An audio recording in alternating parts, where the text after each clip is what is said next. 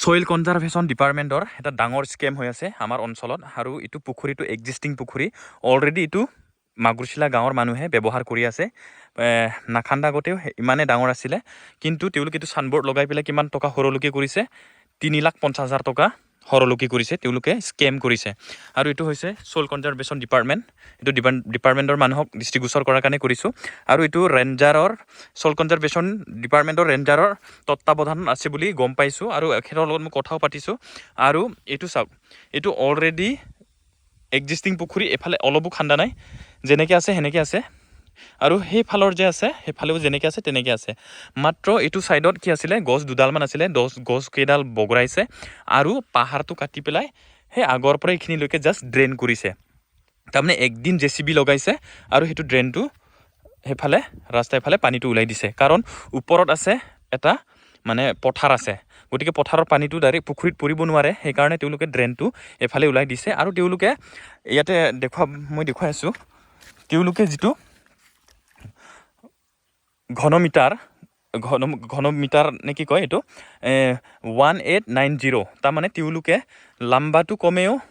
100 foot আমি খান্দা বুলি তেওঁলোকে দাবী কৰিছে আৰু সেইফালৰটো তেওঁলোকে 60 ফুট তেওঁলোকে খান্দা বুলি দাবী কৰিছে যদি এইটো কেলকুলেশ্যন কৰা হয় ঘনমিটাৰত 1890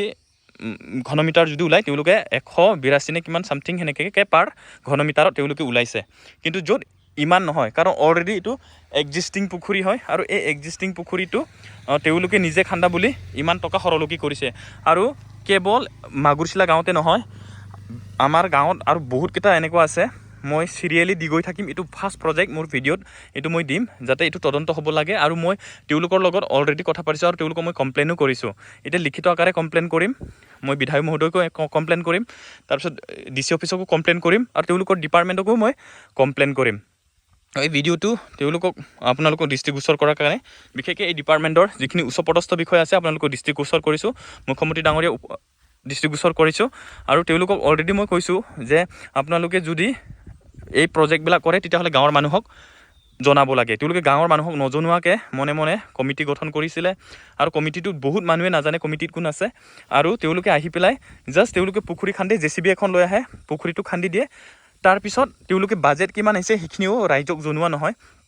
লাষ্টত পুখুৰীটো এই ড্ৰেইনটো খান্দাৰ পিছত আমাৰ আৰু পুখুৰীটো বহুত ডাঙৰকৈ খান্দিব বুলি ভাবিছিলোঁ কিন্তু ছেম আছে স্কুৱেৰ আৰু তেওঁলোকে ড্ৰেইনটো